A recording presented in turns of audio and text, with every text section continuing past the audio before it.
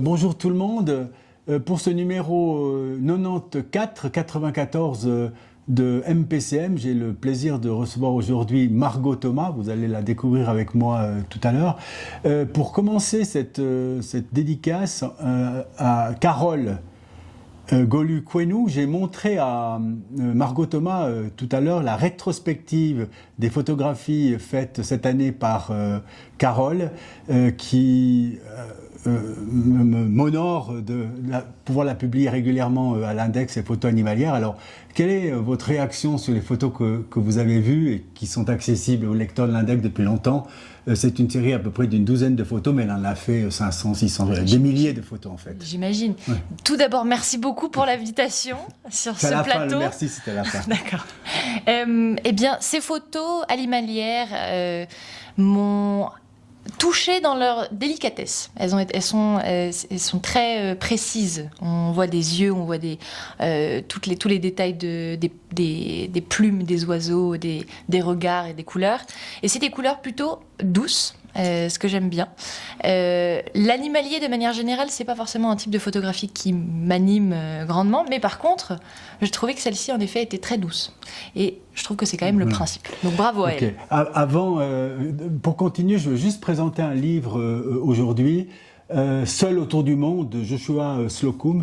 Je ne suis pas marin, beaucoup de gens ne le sont pas, mais c'est vraiment un livre que je recommande, qui m'a été offert par un marin belge, Dimitri Bruns, et c'est le premier marin qui a fait le tour du monde en solitaire. C'est un livre absolument magnifique avec une préface d'un autre marin, d'un Suédois, Björn Larsson. Je vous le recommande vivement. Et j'ai l'occasion là donc de demander à Margot Thomas, quels sont les 3 livres que nous avons probablement peut-être pas lus ou lus, oui, et qui seraient à conseiller? Eh bien, je pense que ces 3 livres c'est marrant parce qu'on aurait pu partir sur des sujets comme la mer, en tout cas. Peut-être on va y revenir. On va y revenir, peut-être. Mais les 3 livres que je conseille, ce sont, je pense, tous des livres assez engagés, assez contemporains. Le premier auquel j'ai pensé, c'est un livre qui s'appelle « Enfin seul » de Lorraine Bastide, qui traite le sujet de... Une auteure française ou... Une auteure française, une autrice française d'ailleurs, qui traite le sujet de la solitude à l'heure d'aujourd'hui, la solitude des femmes, et comment est-ce qu'elle peut être réappropriée, et comment est-ce qu'au final ça peut être un outil de pouvoir et de reprise de pouvoir dans la société dans laquelle on en vit aujourd'hui. Deuxième livre, Margaret Atwood, La Servante écarlate, un classique pour la littérature féministe. C'est une fiction qui ressemble énormément à la situation actuelle aux États-Unis, malheureusement. Et donc, je pense que c'est une littérature, un livre qui est utile et nécessaire de lire aujourd'hui pour bien s'informer sur la situation actuelle. Rappelez-nous le titre, Margaret Atwood. La Servante écarlate, et en anglais, c'est The Handmaid's Tale. Et le troisième, sur une note d'humour, c'est plutôt, ça s'appelle Bouffon, et c'est encore une autrice des auteurs français, Guillaume Meurice, qui est connu pour... un iconoclaste de France Inter. France Inter, mais plus maintenant, plutôt sur Radio Nova maintenant. Radio Nova, oui. C'est ça, humoriste. Et, on va dire que Radio Nova, c'est pas la droite conservatrice. Hein, certainement pour pas. Pour ceux qui la connaissent. Voilà, c'est ça, certainement pas, ça s'en éloigne. Et l'autre autrice, c'est Swan Périssé, qui est aussi comédienne et humoriste. Et il parle de l'humour à l'heure actuelle et de comment est-ce qu'on peut encore faire de l'humour sans être oppressant pour avec certains sujets en fait, et comment est-ce que oui, on peut encore rire de tout, mais il y a une manière de faire. Et donc voilà, c'est très intéressant. Il y a une question que je pose très souvent à ceux qui font le plaisir d'être ici, c'est quand ils se reportent. Alors naturellement, vous êtes jeune, hein, né un 4 juillet, oui, comme ma fille, j'ai une fille qui est née le 4 juillet. Comment on arrive à cette position-là, disons, quand on voit en adolescence ou en enfance, est-ce qu'il y a cette logique déjà maintenant, on se dit ouais, c'est assez normal que je me retrouve aujourd'hui dans ce que je fais, on va en parler tout à l'heure, comme parcours, et également au niveau des études. Et des choix Plutôt- de vie de manière générale. Peut-être. Non, c'est plutôt... plutôt les études. Oui, les études d'abord. D'abord les études, oui. Est-ce que c'est logique? Est-ce que c'est une suite qui a été logique? Logique dans le sens, est-ce qu'il y a eu un événement qui a conduit à cette décision à un moment donné de se lancer dans ce type d'études, qui est donc plutôt dans les sciences politiques. C'est ça. Voilà. Je pense qu'il n'y a pas eu un élément déclencheur en particulier. J'ai un souvenir, étant enfant ou adolescente, de toujours vouloir donner mon opinion et de vouloir débattre. Donc peut-être que ça a un lien avec la science politique et le journalisme. Après, je m'étais pas dit que j'allais être journaliste, loin de là, ou ni de faire de la science politique. Je pense que je ne savais pas ce que c'était avant 16 ans peut-être, je pense. Donc non, c'est logique vu mon caractère, mon tempérament, mais par contre, c'était pas réfléchi ou prévu.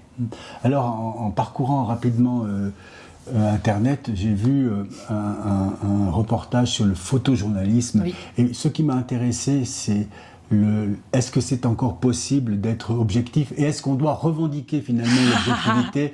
C'est quelque chose qui m'a animé depuis que j'ai créé l'index, depuis avant. C'est vrai? Parce que je pense fondamentalement que l'information en tant que telle, c'est pas qu'elle n'existe pas, mais j'ai envie de dire qu'elle reflète toujours une opinion, et ce qui est intéressant, c'est l'opinion subjective. Et il me semble que dans ce que j'ai lu sur la photo, parce qu'on va peut-être venir un peu après avec la photo, il y a cet élément-là. Alors c'est assez marrant, je ne sais pas si c'est une question qui est faite exprès. Non, pas du tout. Vous n'avez pas regardé sur Internet Non, oui, c'est ce que j'ai voulu dire. Le photojournaliste sur Internet, il y a un reportage. En fait, je dis que c'est assez intéressant parce qu'il y a un article que j'ai écrit sur l'objectivité du photojournalisme. Mais je parle de celui-là. Vous avez lu cet article? Oui, tout à fait. Ah d'accord, très bien, d'accord. Oui, ah d'accord, bon, c'est bon, alors c'est ça. En effet, c'est une entre opinion, l'objectif et le subjectif, justement. C'est ça. Je pense que n'importe quel journaliste pourrait être d'accord. Il est impossible d'être objectif lorsqu'on c'est une écrit. revendication. C'est une revendication, mais je pense que c'est aussi quelque chose de... n'importe qui écrit des articles est conscient qu'on l'écrit avec des biais, avec un passé, avec une histoire, avec des connaissances particulières qui nous sont propres. Et donc forcément, on va avoir un angle d'attaque qui n'est pas objectif. Est-ce qu'il n'y a pas le journaliste qui entend ça, enfin, en tout cas, j'en connais certains, ils diront, mais non, c'est pas du tout ce qu'on veut faire. Nous, on veut faire de l'information, du fait brut, etc. Mais on veut laisser le lecteur réfléchir. Ce que je dis, c'est pratiquement impossible, parce qu'en réalité, on a une personnalité qui reflète même la non-information. Quand on décide de ne pas informer sur un sujet ou de le faire. C'est ça. Le choix des faits, même si c'est des faits totalement blanc-noir, le choix de quels faits on va mettre en avant, c'est déjà une prise de position. Donc, dans tous les cas, même si on rapporte des faits qui sont purement factuels, l'entreprise, le journal qui va les publier, il va les publier avec un angle, il va avoir une opinion. Alors, dans cet article-là, ce qui est intéressant également, c'est la photo, parce que vous faites de la photo aussi. Alors, expliquez déjà... on va dire, qu'est-ce que la photo dit de cette information qu'on essaie de capter finalement et qui est ensuite retravaillée par le lecteur sur la base simplement d'un cliché. Qu'est-ce que la photo dit? Oui, qu'est-ce que la photo dit? Je pense que la photo... forcément qu'on va choisir un angle, comme pour l'écriture d'un journal, on va choisir un regard, on va choisir de montrer certaines personnes. Moi, je fais beaucoup de photos avec les humains. Je vais mettre en avant certaines personnes plus que d'autres. On a déjà le choix, là. On a toujours du choix. Donc, évidemment que rien que dans quelle personne je vais prendre en photo, il y a déjà une subjectivité et une opinion. Et après, c'est au spectateur, on va dire, sur une photo, de regarder, il va choisir de regarder quelque chose en premier. Il va regarder les montagnes au fond, ou est-ce qu'il va regarder la personne qui est en premier plan? Est-ce qu'on va être... Et c'est à nous de jouer justement pour faire en sorte qu'il regarde exactement ce que nous, on a envie qu'il regarde. Votre première photo, vous l'avez prise à quel âge? J'ai dû la prendre enfant, je dirais vers 10 ou 12 ans. Et vous avez aimé cette appropriation de l'image à travers le... Je prenais des photos de tout, moi. J'avais emprunté l'appareil photo de mon grand-père ou de mon père. Je me souviens que c'était sur une plage et je prenais des photos du sable, des gens, de la mer, etc. Je prenais des photos de tout et je trouvais que le rendu était beaucoup plus beau que ce que je voyais. Il y avait quelque chose de... Je pouvais créer quelque chose à partir de le spectacle qu'on avait devant les yeux. Et je pouvais faire quelque chose d'unique. Alors vous faites de l'écrit et du visuel, il y a le regard subjectif, celui qu'on reporte. Alors si on pouvait faire un lien entre l'écriture et la photographie, ça serait quoi? L'expression de soi, l'engagement. Mais la photo, elle donne une expression de soi Bien ou bien sûr. c'est simplement alors que... Bien sûr, alors, l'expression de soi. Dites-moi. L'expression de soi, c'est l'expression de ce qui nous anime à nous aussi. Moi, même si je ne fais pas d'autoportrait, par exemple, je décide de prendre en photo une fleur. C'est parce que moi, ça m'émeut, ça me touche. Je trouve que cette fleur mérite d'être vue par plus de personnes. Et donc, ça montre aussi ce qui me touche à moi. Et donc, ça montre une part de moi. Comme l'écriture, on décide de se mettre à nu. Et je pense aussi que du coup, dans la photo, il y a aussi... il faut réussir à être honnête dans ce qu'on prend en photo, comme quand on écrit et qu'on est très honnête. Et que, l'honnêteté photographique, c'est quoi? J'arrive à comprendre l'honnêteté littéraire de l'écrit, mais... L'honnêteté photographique, c'est pas juste quelque chose de beau, en fait. C'est quelque chose qui, visuellement peut être attrayant, mais c'est quelque chose qui a un message derrière, et donc qui va essayer de pousser des questionnements. Ah, mais qu'est-ce que ça veut dire? Mais qu'est-ce qu'elle essaie de dire? Et donc, si on fait juste des photos qui sont belles, je sais que par exemple les photos de... Bon, pas tout, mais les photos de mode ou les photos qui sont très esthétiques, moi, ça me parle pas tellement parce que je trouve que c'est beau, en effet, mais qu'est-ce que ça veut dire derrière? Et donc, c'est plutôt ça, l'honnêteté que je veux dire. Et votre rapport entre la technique photographique et le regard, enfin, le cadre que vous mettez, comment vous avez maîtriser ça? Et aujourd'hui, est-ce que vous le faites au niveau automatique ou bien comme les photos qu'on a vues où il y a tout un travail derrière sur la profondeur de champ, etc. Oui, alors évidemment que je travaille sur la technique, mais après moi j'ai jamais fait de formation sur la photo. J'ai tout appris toute seule, en pratiquant, en testant, en me faisant des photos moches. Et j'ai pas... Quel appareil vous utilisez le plus maintenant? Maintenant c'est un Sony. J'ai eu un Canon, je pense, dans le passé. Mais au niveau de la technique, moi, je pense que c'est vraiment pas le plus important. Et qu'on peut toujours apprendre à se perfectionner au niveau de la technique, mais que...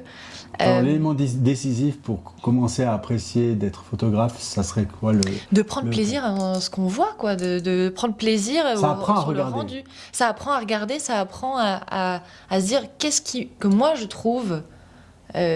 beau et qui mérite d'être prise en photo. Et vraiment pour revenir à la technique et par rapport au regard, moi j'ai démarré par le regard et après je me suis un petit peu intéressée à la technique, mais que très récemment, quoi. Je veux dire, je fais beaucoup de choses au feeling, donc pendant longtemps j'ai pris des photos, je savais même pas vraiment comment fonctionnait la profondeur de champ. Je faisais des trucs, je disais ok, ça a l'air pas mal, bon je prends une photo. Et à l'inverse, mon grand-père, qui était aussi photographe, lui était extrêmement dans la technique, trépied, de retardataire, il calculait tout. Et en fait, moi, ça me faisait, mais ça m'emmerdait. Désolée pour le terme, mais je trouvais ça dommage de perdre son temps, et je voyais ça comme une perte de temps, parce que pour moi, la photo, c'est dans l'instant. On capture un mouvement, un moment, une émotion, quoi. Voilà. Alors, c'est aussi le feeling qui fait que vous êtes sur ce divan-là. Alors, comment? Alors, juste, je l'ai rencontré parce que vous avez une activité actuellement que vous allez exposer pour Médecins sans frontières. C'est cela.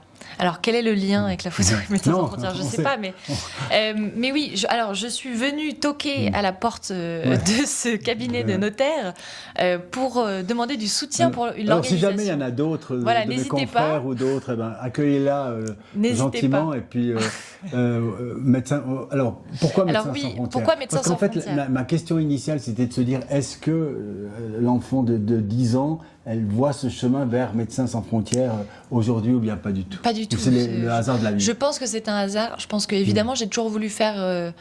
Quand j'étais enfant, mon rêve c'était d'être aventurière. Alors je ne sais pas ce que ça veut dire, mais l'humanitaire. Ça peut être un lien avec Médecins sans frontières. C'est ça. Il y a quand même quelque chose de l'idée d'aller à l'aventure pour une cause, peut-être. En tout cas, très jeune, je voulais faire de l'humanitaire et je voulais aller, comme beaucoup de jeunes, sauver le monde. Alors que voilà, on est bien conscient que c'est pas possible, mais je pense que Médecins sans frontières, c'est une organisation qui m'a toujours parlé, dont j'ai entendu parler depuis très jeune. Et donc, quand il y a eu l'occasion de travailler une mission pour eux... Alors, comment ça s'est fait déjà, le premier contact pour aller dans le monde professionnel, finalement? Alors, pour ceux qui souhaitent faire du porte-à-porte pour Médecins sans frontières, le biais, c'est une entreprise qui est mandatée par des ONG. Donc je n'ai pas que travaillé pour Médecins sans frontières. Okay. J'ai travaillé pour la recherche suisse contre le cancer et aussi pour la Croix-Rouge, Save the Children et plein d'autres. Et donc cette entreprise nous forme, nous explique comment faire du porte-à-porte et après on est missionné en fonction des besoins des organisations. Et les organisations travaillent avec cette entreprise et donc on part pendant parfois plusieurs semaines. Parlons crûment argent. Oui. Quel est le taux de commissionnement quel est le taux de commissionnement de l'entreprise? De l'entreprise, ça, je n'ai aucune idée. Bon, malheureusement. Continuons. D'accord. Je n'ai pas ces infos, mais je pense qu'elles sont publiques. Donc vous pouvez vérifier ça, je pense. Et peut-être. Oui. Ok. Voilà. J'ai coupé, oui. Et puis alors, Médecins sans frontières, expliquez-nous qu'est-ce Médecins sans frontières. Qu'est-ce que Médecins sans frontières? Eh bien, alors j'en parle toute la journée. Voilà, exactement. On va continuer. Mais étonnamment, je n'en parle pas tant que ça, parce que les gens ont l'impression de déjà connaître. Mais c'est la plus grosse organisation qui fait de l'assistance médicale d'urgence dans les pays où il y a des conflits armés, des catastrophes naturelles, des épidémies ou encore de la malnutrition. Et donc, ça, c'est les 4 axes principaux sur lesquels on agit. Et on apporte évidemment du matériel médical, mais on envoie aussi des médecins sur place.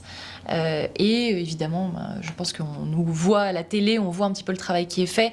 Il y a à la fois une gestion sur le long terme de la santé mentale, de la malnutrition qui parfois prend des mois et des mois à gérer, des épidémies, toutes les campagnes de vaccination, ça prend des mois, mais aussi des choses plutôt à court terme, des opérations chirurgicales d'urgence avec des cardiologues, des spécialistes vraiment qui vont pour une urgence sur un territoire où il n'y a pas d'accès à des hôpitaux ou pas d'accès à de médecins. Et donc on est souvent la seule organisation avec d'autres parfois à pouvoir aller sur des terrains parce qu'on a l'autorisation par les États, étant donné qu'on demande des accès à des couloirs humanitaires. Comment une Canadienne sans accent travaille en Europe et ne travaillerait pas pour Médecins sans frontières au Canada, avec l'accent canadien pour je peux le faire aussi, il n'y a pas de problème. Non, l'accent, en fait, comment dire, Médecins sans frontières... Pourquoi pas le Canada et comment je peux le faire vous êtes venu en Europe? Non, mais comment vous êtes venu en Europe, en fait? J'avais des amis qui travaillaient pour Médecins sans frontières en Suisse. Et donc, naturellement, j'ai d'abord appris sur ce qu'ils faisaient en Suisse. Et j'ai appris plus tard qu'ils faisaient la même chose au Canada. Et très, très honnêtement, les salaires. Les salaires suisses sont bien plus élevés que n'importe quel salaire dans le monde. Donc, évidemment que c'est quand même. Et puis la vie quotidienne au Canada et en Suisse, pour une jeune, la différence. Je pense que je suis peut-être pas très objective, justement, parce que j'ai étudié au Canada, je n'ai pas étudié en Suisse. Donc je sais pas, peut-être que la vie est très chouette ici. Moi, quand je suis en Suisse, je travaille toute la semaine et je suis dans des endroits à la fois à la campagne ou dans des... Pas forcément... J'ai pas une vie quotidienne normale pour quelqu'un de mon âge. Donc je sais pas si je suis très bien placée pour parler de la Suisse, mais je pense que moi j'adore les Québécois, donc je retournerai au Québec sans problème. Je suis censée y retourner. Et puis alors ce travail de démarchage, c'est quand même un travail de démarchage. Vous n'êtes pas reçu aussi agréablement qu'ici, mais enfin, c'est quoi la réception moyenne Est-ce qu'il y a beaucoup de refus systématiques Oui. Et puis comment vous les prenez, etc. La majorité, ce sont des refus. Et comment on apprend à recevoir, refuser, à à accepter le refus. À refuser, je pense qu'on n'apprend pas. Hein, c'est pas. Oui, si, On apprend à l'apprend refuser, aussi. d'accord. Mais... On apprend à mettre des limites, on apprend à se faire respecter aussi. Parce que, en effet, les réactions des gens en face, c'est souvent de la peur, parfois même de la colère contre nous. Mais c'est aussi une certaine une lassitude de cette constante demande de la part des ONG. Alors, et prenons des les autres, extrêmes. Prenons les extrêmes. Où l'expérience, on va dire, la plus embêtante, disons, la plus embêtante. Mauvaise. Honnêtement, je n'en ai pas en tête. Ah, d'accord. Okay. Je pense que peut-être mon cerveau fait un tri, ce qui fait que je ne veux pas m'en souvenir, mais en tout cas, je dirais que celles qui sont mauvaises, c'est plutôt des personnes qui nous agressent, nous, verbalement ou parfois avec les gestes. C'est lié à Médecins sans frontières? Pas du tout, je pense pas. Je pense que c'est lié à eux et à leur manière de gérer leur stress et leur vie. Moi, je prends jamais personnellement une attaque à la porte parce qu'en fait, on toque chez quelqu'un, on ne connaît pas leur vie, et donc s'ils réagissent mal, c'est sûrement qu'il y a quelque chose qui va mal dans leur vie. C'est pas de ma faute. Cette majorité de refus, est-ce qu'on se dit pas au bout d'un moment, mais à quoi sert ce démarchage de porte à porte de manière répétitive, etc. Oui. Je pense qu'on se pose des questions sur l'utilité de notre travail, mais en fait, on voit aussi que parfois ça marche et on voit qu'on a des très belles rencontres aussi, et notamment celle-ci. Mais j'arrive à en tout cas penser principalement aux bonnes rencontres et un petit peu moins aux mauvaises rencontres. En tout cas, là, cette semaine, sur Sion, on a été plutôt bien accueillis. J'ai eu 2 collègues qui se sont fait agresser quand même. Quand on parle agresser, c'est verbalement? Verbalement, séquestrés dans le sens où on les empêche de sortir du bâtiment. À ce point, carrément? Oui, on les court, on leur court après dans la rue. Enfin, c'est parce qu'on pense qu'on est des cambrioleurs. Donc, c'est souvent cette peur-là. Que je comprends, hein, mais... Pourtant, il y a le gilet de médecin, ça vous ne portez pas maintenant, mais il y a le gilet, ça ne suffit pas. Ça ne suffit pas. Et puis, les gens sont aussi beaucoup dans la peur, hein, on s'en rend compte. Je pense que moi, ça me désole un petit peu de voir à quel point il y a une grande partie de la population qui a peur de l'autre. Et de l'autre, je parle de l'autre de manière générale, de l'humain. Peur de quelqu'un qui sonne chez eux. Qu'est-ce que vous venez faire là ? C'est vraiment comme si on venait les attaquer. Et donc, ça me désole un petit peu parce que je me dis, mince, on a beaucoup moins de vivre ensemble et de capacité à vivre ensemble. Et on a beaucoup moins de facilité à créer des liens. Parce qu'il y a un peu cette peur, on se renferme un peu sur soi, quoi. Ici, en Valais, c'est la période de carnaval. Oui. Et je me suis demandé si au Canada, il y avait le carnaval aussi ou bien pas. Alors, je ne sais pas. Est-ce que vous êtes comme les Américains, Thanksgiving par exemple? Thanksgiving, absolument. On fait le Thanksgiving, c'est pas exactement la même date, mais oui. Et sinon, on fête toutes les fêtes. Même si le Québec est quand même très révolutionnaire par rapport à la religion catholique, ils fêtent Noël. Et il y a pas mal d'orthodoxes, il y a plein de religions au Canada. C'est ça qui est assez intéressant et qui est chouette. Mais oui, je connais. Enfin, un carnaval, en tout cas, j'ai jamais vu. À l'Index, dans les années 2015 à peu près, puis après aussi, on a été très proche des milieux de l'indépendantisme catalan, oui. Et ça a ressurgi sur le Québec. Alors, absolument. c'est quoi votre regard sur... l'indépendance québécoise. Voilà, exactement. Alors, l'indépendance québécoise, c'est un grand sujet. Je pense qu'il y a beaucoup de Québécois qui sont, de manière théorique, pour le Québec libre, parce qu'ils veulent se détacher de la couronne de la reine, plus maintenant, mais et qui veulent aussi se détacher du reste du Canada, qui est quand même une culture très différente. Les Québécois ont leur propre culture. Les gens d'Alberta et du fin fond des campagnes canadiennes se ressemblent plus aux États-Unis et à la campagne américaine. Alors que le Québec, c'est un peu plus l'Europe en quelque sorte, dans l'architecture, dans la culture, dans plein de choses. Moi, je pense pas que le Québec devrait être libre et indépendant au niveau financier, parce que ça tiendrait pas forcément. Je suis pas économiste, mais en tout cas, je sens qu'il y a quand même une interdépendance qui est nécessaire entre les différentes provinces canadiennes, et que je trouve ça chouette de crier Québec libre dans la rue quand on voit un drapeau québécois, mais je pense pas que ce soit la réalité, enfin l'envie de tous les Québécois. Puis votre réaction quand Donald Trump a dit que ça devait être le 51e État des États-Unis, le Canada, c'est là une franche rigolade, ou bien on se dit tiens, il a encore franchi une étape dans l'excès je pense que sémantique. Peu importe ce que dit le président Trump, je me prends pas à la rigolade. Je trouve ça très grave qu'un président d'une nation aussi grande puisse se permettre de dire des choses comme ça, et malheureusement ce n'est vraiment pas la pire. Une annexion d'un autre pays, c'est pas ce qu'on a entendu de pire dans les derniers mois, dans les dernières semaines de sa part. Donc je pense que ça se fera pas, parce que la souveraineté l'emportera, et que le Canada est quand même suffisamment puissant pour que ça ne puisse pas se passer. Après, est-ce qu'il va réussir à, de par toutes ces capacités de manipulation, mettre en place quelqu'un qui lui souhaite au gouvernement canadien et changer le ministre actuel, le Premier ministre actuel?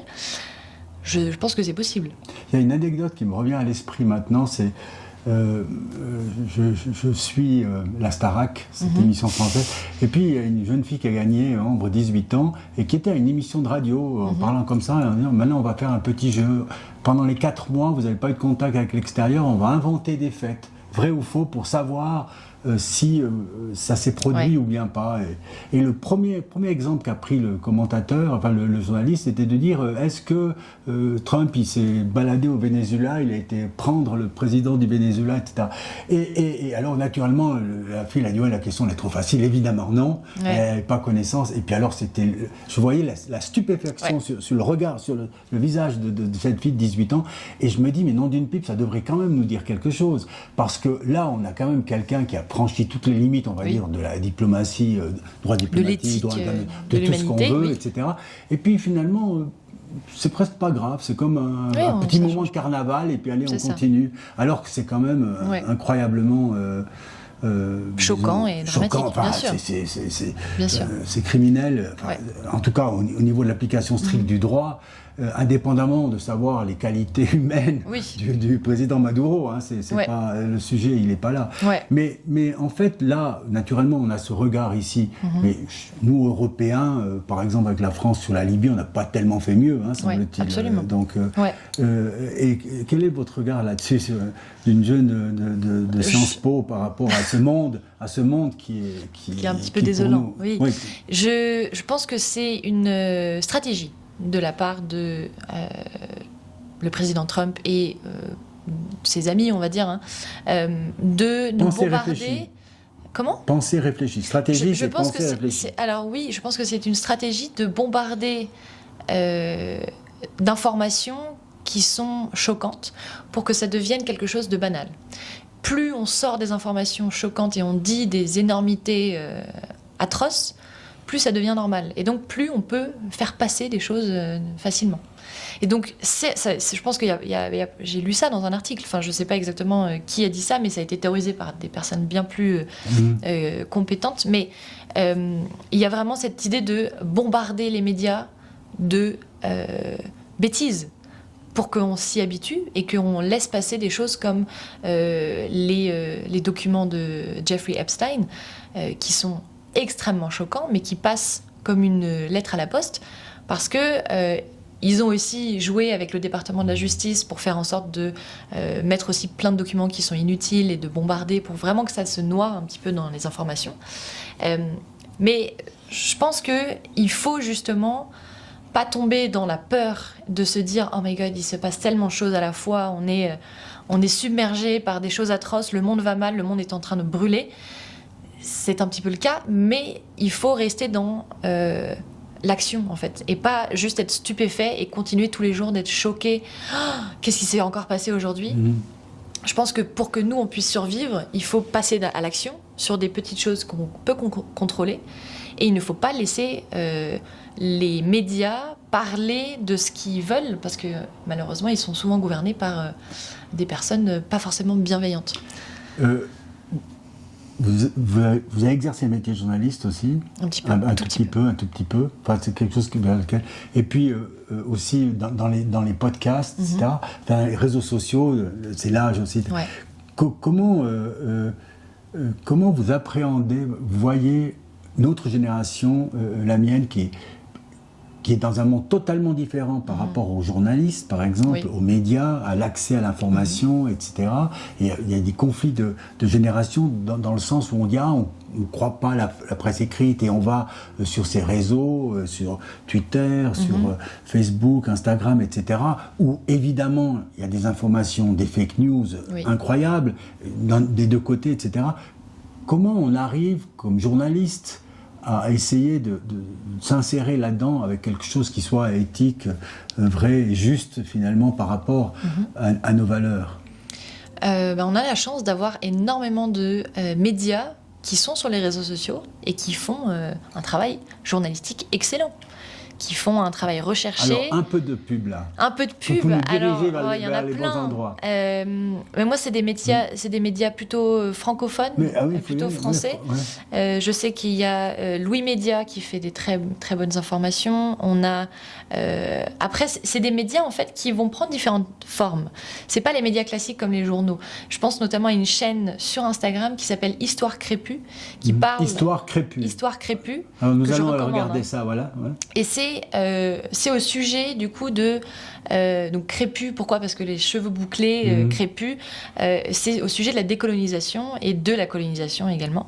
Et donc ça parle d'histoire, mais ça parle aussi de présent. Ça parle de l'actualité avec un angle racial en quelque sorte et un point de vue... vous savez, dans la science politique, on peut faire des études spécifiques sur la colonisation, la décolonisation, etc. Et donc ce média-là parle de ça en particulier. Donc prend l'actualité et va plus loin, va vraiment en détail pour creuser ces sujets. Après, il y en a beaucoup, je les ai pas comme ça en tête, mais on a la chance d'avoir des bons médias qui sont sur les réseaux sociaux et qui font des formats très accessibles et pourtant recherchés. Des vidéos de quelques minutes, et ça paraît pas long, quelques minutes, mais quand on lit un article... ça revient à la même quantité, on va dire, d'informations. Et juste, ce sont des médias qui se sont adaptés à la population, à ma génération. Et je pense que c'est des médias qui sont totalement accessibles à votre génération aussi. Mais alors, je renvoie parce que je suis 100% d'accord avec ça, mais est-ce qu'on peut dire que des médias, disons, les grands médias, Le Monde, Le Point, je ne sais pas, aussi eux aussi font des très bonnes vidéos aussi. On est d'accord qu'en réalité, on peut avoir du très très bon des deux côtés, du classique et du nouveau, et puis du bullshit, comme il dit, ou de fake news total sur les deux côtés. Ouais. Comment on arrive à distinguer ça quand on est jeune, finalement?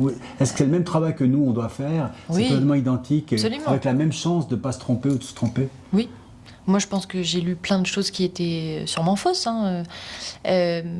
Après, moi, il y a certains journaux papier que je lis, du coup, sur Internet, parce que je n'ai pas le journal papier, ou que j'écoute à la radio. Enfin, je sais que Le Monde, Mediapart, ils font aussi des podcasts, ils font des vidéos, ils font des choses très intéressantes, des longs formats. Je pense que j'ai tendance à faire confiance aux médias que je suis. Mediapart, j'adore.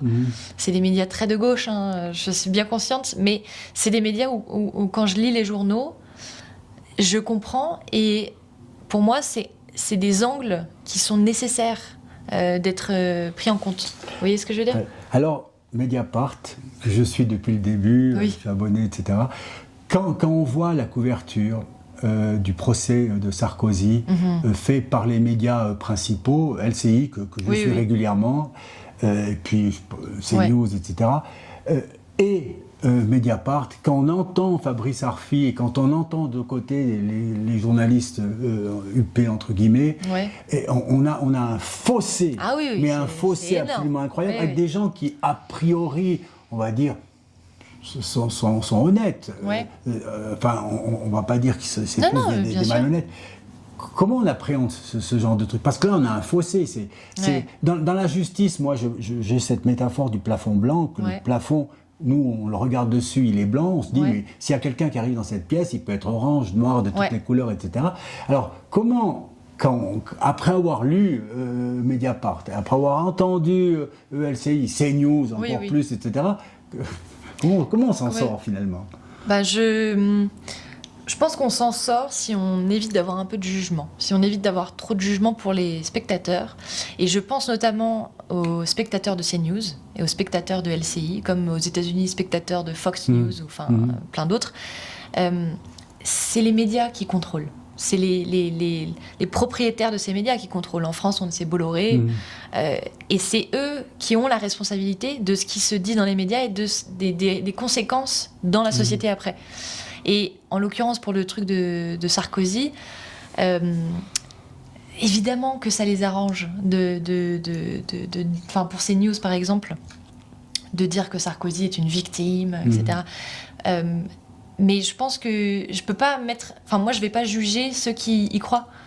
Non, mais moi, ce qui m'interpelle beaucoup, finalement, parce que vous avez parlé Bien avant enfoncé. des Epstein Files. Oui.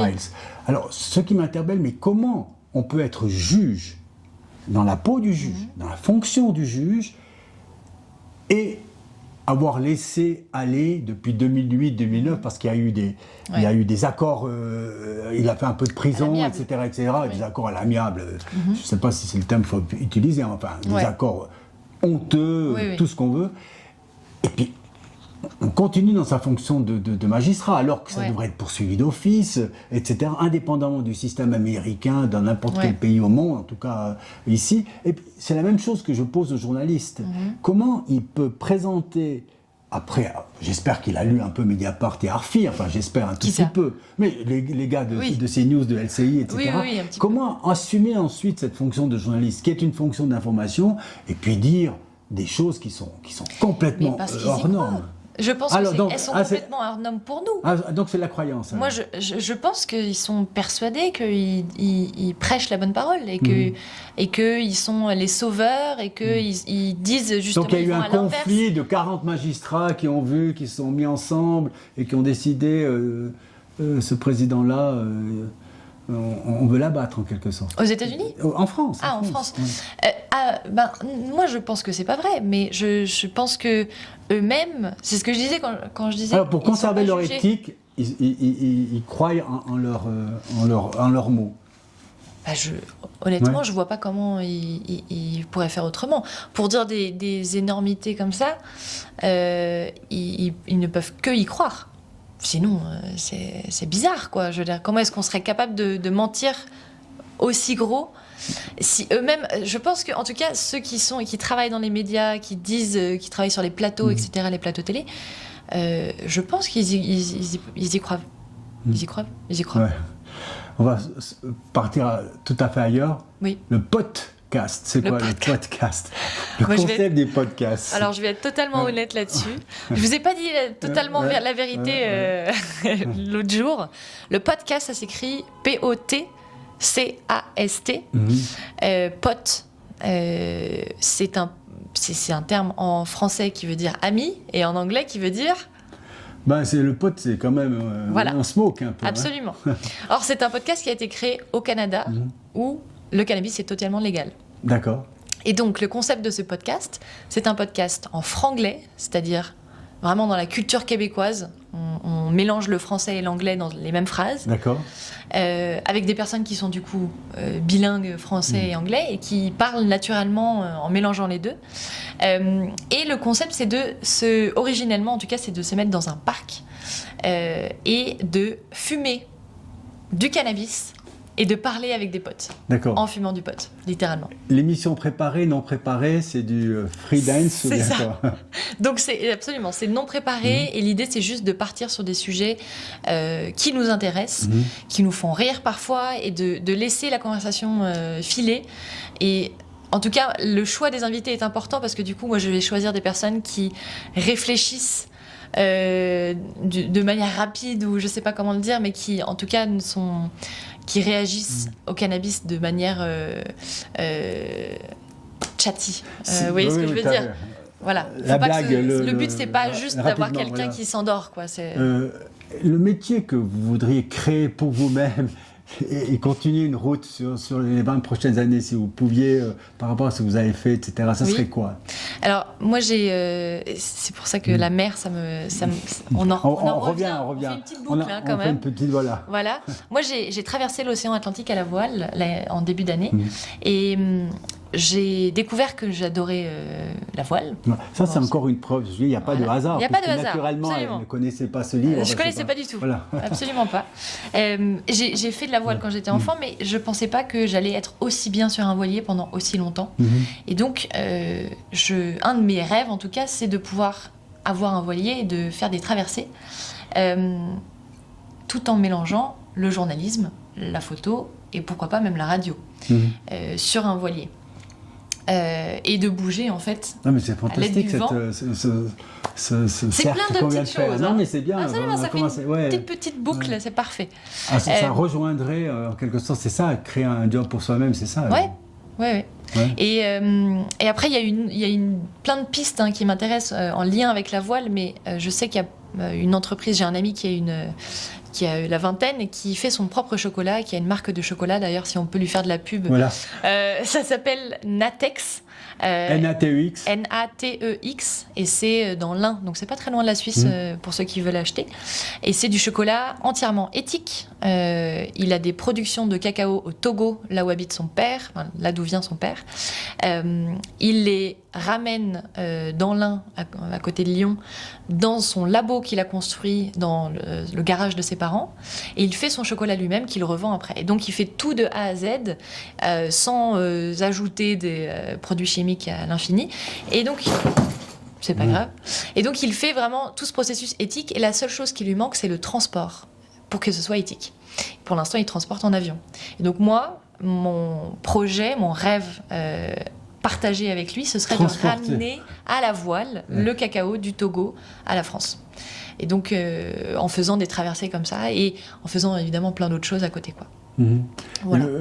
À la fin de l'émission, je demande une musique un morceau, une chanson, un morceau classique. Ça peut aller l'opéra ou je ne sais pas, ou du folk. Alors, là, je pense à une chanson qui m'a énormément marquée. Grand artiste Lauryn Hill, que vous connaissez pas du tout. Lauryn Hill? Non, pas du tout, je ne connais pas. Mrs. Lauryn Hill. Hill, c'est H-E-A-L ou H-I-L-L. H-I-L-L. Mrs. Lauryn Hill, c'est une chanteuse américaine qui fait beaucoup de R&B ou qui a fait plein de styles différents, même je crois du jazz. Elle fait aussi du reggae, et je pense qu'elle a été mariée ou du moins elle a vécu avec comment il s'appelle? Bob Marley. Donc si je me trompe pas. Donc voilà. Grande artiste, et elle a fait beaucoup de chansons très connues, et un album en live que je recommande qui s'appelle sûrement Live, c'est une couverture noire et blanche, et il y a une chanson qui s'appelle I Get Out, et c'est je sors, et je sors de toutes ces boîtes, je sors de toutes ces cases sociales dans lesquelles on doit se conformer, et elle parle évidemment de spiritualité, de plein d'autres choses, mais c'est une chanson qui est vraiment comme quelque chose de... C'est presque religieux, quoi. Je veux dire, dans les paroles qu'elle a choisi d'écrire, c'est magnifique, vraiment. Je vais l'écouter, ça me donne envie de l'écouter en tout cas. Très bien. Et merci pour ce moment, MPCM, merci pour ce moment. Merci pour ce moment. Merveilleux, merci beaucoup.